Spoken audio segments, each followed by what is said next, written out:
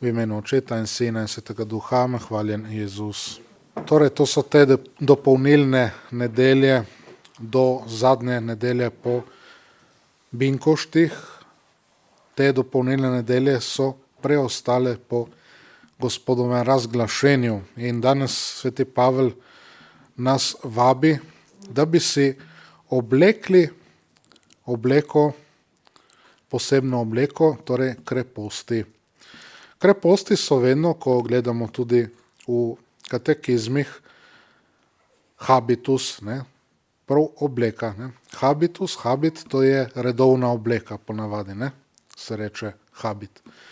Torej, smo tudi v cerkvi povabljeni, da si oblečemo to obleko kreposti, ampak predvsem je pomembna obleka ljubezni. Ljubezen, ki je obravnavana kot naša dolžnost. Pa bi rekli zlasti današnji ljudje, morda vi ne bi tega rekli, ampak bi rekli, ma kako? Ljubezen ne mora biti dolžnost. Pa bi mi rekli, sveda je lahko dolžnost, mora biti dolžnost. Celo navada, bomo rekli, naj bo. Namreč dobra navada. Bi rekli ti ljudje, to mora biti zapoved, ampak zapovedi, veste, so zlasti naše dolžnosti, človekove dolžnosti. Današnji svet je navajen človekovih pravic, ki so, kot smo večkrat rekli, pravzaprav krivice, ker to je človek postavil, ni Bog tega postavil. Bog je pa postavil človekove dolžnosti. Torej, to smo poklicani, da oblečemo naše dolžnosti, zlasti dolžnost ljubezni. Ljubezni do Boga, ljubezni do bližnjega. Torej, ne bi smele za nas veljati pravice kot take, ampak dolžnosti. Imamo torej te sezname človekovih dolžnosti, recimo 10 božjih zapovedi so naše dolžnosti najprej do Boga, potem pa tudi do bližnjega. Lepo nas sveti Avguštin v knjigi o Božjem mestu ali o Božji državi, kakorkoli bi že to vzeli, ker včasih so bile pač te mestne države, nas opominja, da tisti, ki se odpove svojemu samoljubju, svojemu egoizmu, tisti se torej toliko sebi odpove, temu samoljubju, da popolnoma ugasne v tej ljubezni do Boga in do bližnjega. Torej, on ni pomemben. Seveda svoje dobi posledično, ampak zlasti ga skrbi za ljubezen, za dobrobit, za izpolnjevanje tistega, kar je dolžan Bogu in bližnjemu. Pa smo spet pri dolžnostih, vidite. Nasprotno pa tisti, ki išče nekako ne Božje mesto ali Božjo državo, ampak išče nekako svojo oblast, bomo rekli, tisto, kar si sami postavljamo, tisti seveda je toliko poln samega sebe, da Bog in bližnji pravzaprav, pravi sveti Avguštin, ugasneta. Torej, nima več ne Boga, ne bližnjega. Ne odgovarja nobenemu. Odgovarja samo samemu sebi. Vidimo potem takem, ta reče, imam pravice do vsega živega, in potem imajo drugi do njega dolžnosti. Tudi Bog naj bi bil njemu dolžan. Daj odgovor, pravi on Bogu, ne Bog njemu, o svojem gospodarjenju. Glejte, v zadnjih dneh je bila obletnica ene smrti tam in ta mož, ki seveda nikakor noče se odločiti za Boga, ampak je zelo, bi rekli, v svojih notranjih organih, ali kako bi se reklo temu, se pravi, prav tako močno proti cerkvi, proti Bogu, proti cerkvi, proti veri in tako. Se pravi, da 2 leti, odkar ni te žene, velika bolečina in krivica. Zakaj krivica? Zato, ker mu je bila vzeta, ne, ta žena. Ker je Bog pač vzel, ne. Vidimo. Nekako, kljub temu, da pravi, da ne obravnava Boga, da ne priznava Boga in tako naprej, ampak vendarle, ne. Če pravi, da je krivica, torej nekdo je moral to ženo vzeti od njega, ne. Potem takem Bog je moral vzeti od njega, ne. Torej vidimo, da pravzaprav priznava Boga, ampak na nek tak otroški oziroma otročji način, ne. Se pravi, Bog, ti si kriv, ne, ti si vzel, ne. Ampak vemo, Bog je gospodar življenja, življenje daje in ga jemlje. Pač kadar pride, pride, ne. Tako da, kadar Jezus govori o tej žetvi in tako naprej, to seveda je ta končna sodba, ne samo ob koncu času, ampak tudi ob koncu našega zemeljskega življenja, ampak ta sodba se ves čas dogaja, zlasti pa seveda smo na sodišču, ko gremo k sveti spovedi, zakrament svete pokore. Tam je najbolj ta sodba izražena, ne. Ko se pripravljamo na spoved, seveda napravimo nekako razloček, kaj je bilo dobro, kaj je bilo slabo. Kar je bilo slabo, je bil plevel, tisto izročimo in seveda se sežge. Ljulka, moramo vedeti, ljulka je precej podobna pšenici, šele na koncu se potem dobi to razliko s samim dobrim semenom, torej s samim dobrim žitom, in ljulka je seveda strupena. In tudi, če bi to dali noter, ne, tudi naš greh je strupen, ne. Spravi, enkrat je to treba odstraniti in to je pri spovedi, namreč to odstranjujemo, da bi bilo dobro žito, da bi lepo spekli ta kruh ljubezni, ki bi si ga rezali mi sami sebi in svojemu bližnjemu. Nekaj žita pa seveda zmeraj se je pustilo, nekaj žita, ki se ga je spet posejalo, da bi bilo še več sadu. To govori o Božji milosti, ki, če mi pravilno živimo, to življenje, molitveno, zakramentalno in tako naprej, se ta milost v nas tudi veča.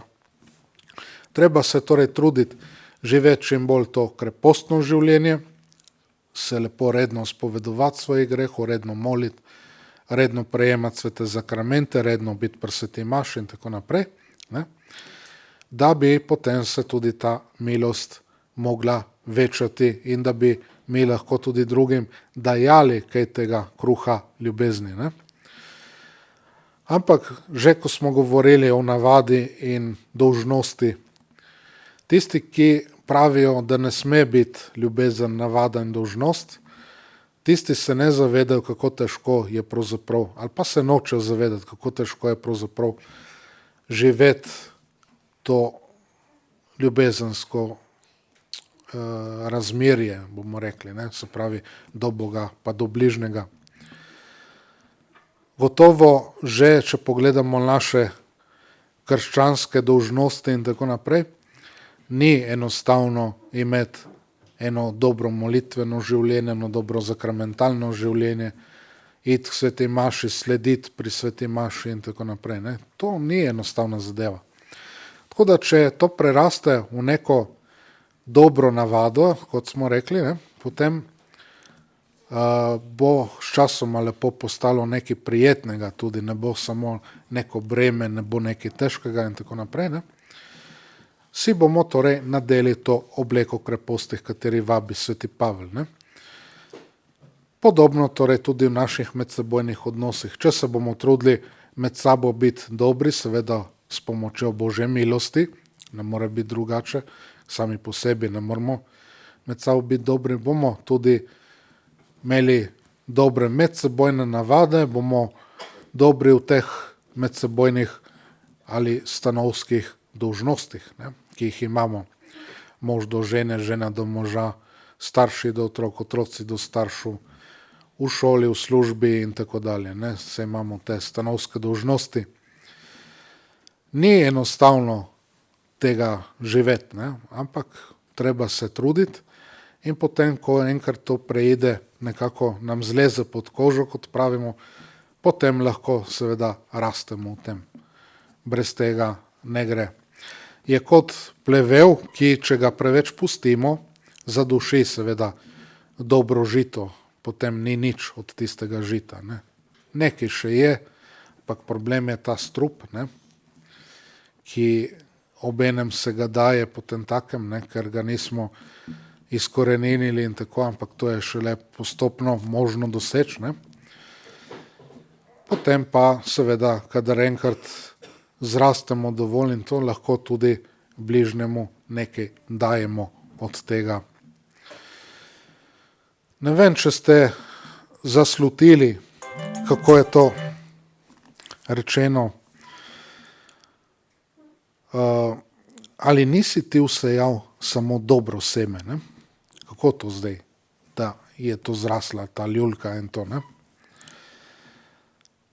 Seveda Jezus je takoj videl, ne, kam ciljajo, ne? Je rekel, ne, jaz sem že vsejal dobro seme, ampak sovražnik je to storil, ne? Dostikrat se rado očita, ne, pa tudi hudobni duh in tako in njegovi pajdaši, hudobni angeli in tako, ki bi nam radi rekli, ma ja, sej ti si neke dobre stvari vsejal in tako dalje, ne, kako to, da zdaj so neki slabi tle rezultati in tako dalje, ne. Zato, ker se noče priznavati te resničnosti naše človeške narave, ki je bila seveda z grehom v začetku ranjena. S padcem prvega človeka, z izvirnim grehom je bila ta narava ranjena in torej je bila ta ljulka zasejana. In zato vsake toliko mi moramo imeti eno veliko potrpljenje tudi do sebe moramo tako gledati, da bi potem zmeraj v tej pripravi na eno dobro spoved tudi lepo zbrali. Ne. Tukaj je žito, tukaj je plevel. Ne. To damo stran. Ne. To pa vzamemo. Ta plevel, ne, pravzaprav to je ta materija, ne, bomo rekli, ta material spovedi, ne, ki so naši grehi. Seveda, treba je dati zraven tudi naše kesanje, našo pripravljenost za pokoro, to je ta trdni sklep, ne, tega ne bom več počel. Ne. Tudi to pride zraven, ampak zlasti ne. Materija pri sveti spovedi so pravzaprav naši grehi. In to bomo rekli, to je ta plevel, ki ga izberemo, preberemo ven in se potem v Božji ljubezni, v tem ognju Božje ljubezni se sežge, da ga ni več. Tako da to je tisto, kar nas uči ta današnji evangelij v povezavi seveda tudi s tem, kar nam v berilu pravi sveti Pavel. Torej k temu smo vabljeni, da se trudimo, da vsak dan znova skušamo obleči to obleko kreposti, da bi vršili kot neke dobre navade te kreposti, kot neke dolžnosti in tako, da bi čim bolj to vestno izpolnjevali, da preraste in da sčasoma postane več kot dolžnost, da preraste v ljubezen. Dajmo se seveda upodabljati po svetnikih, po naši materi Mariji, po angelih tudi, ki imajo to krepost ljubezni do Boga, seveda, ker so se enkrat za vselej odločili za njega. In seveda tudi se upodabljamo po našem Gospodu Jezusu Kristusu. Vemo, da je tako upodabljanje nas lahko privede do te ljubezni, ki je v Bogu samem, v Sveti Trojici. Tam je ta ljubezenski ples, kjer vsaka Božja oseba nič ne zadržuje zase, ampak se venomer popolnoma izroča drugi Božji osebi. Ne? In to se vse prepleta. Spravi, da bi čim bolj rasli v tej ljubezni. To je tisto, ne, kar pravzaprav to 13. poglavje prvega pisma Korinčanom, ki sveti Pavel opisuje to ljubezen, je pravzaprav ta ljubezen, ki je v Bogu. Ne. Mi ljudje nismo sposobni sami po sebi tako ljubiti. Ne. Ta ljubezen, ki ni nevoščljiva, ki se ne napihuje, ki ne išče svojega in tako naprej. Ne. To je samo v Bogu. In če nam Bog milostno to nakloni, mi smo seveda dolžni pripraviti rodovitno zemljo, sodelovati z Božjo milostjo, potem lahko imamo kaj te ljubezni. Če ne, pač ne moramo imeti mi sami po sebi. Tega se zavedamo, delajmo za to, da bi bilo čim več tega dobrega žita, da si oblečemo to krepostno obleko nase, zlasti obleko ljubezni, da bo čim bolj Božja ta ljubezen in da bi čim bolj rasli v tem, v ljubezni do Boga in do bližnjega, kar bo potem na koncu privedlo tudi do posledice, da bomo imeli tudi do sebe pravilni in pravi odnos. V imenu Očeta in Sina in Svetega Duha. Amen. Hvaljen Jezus.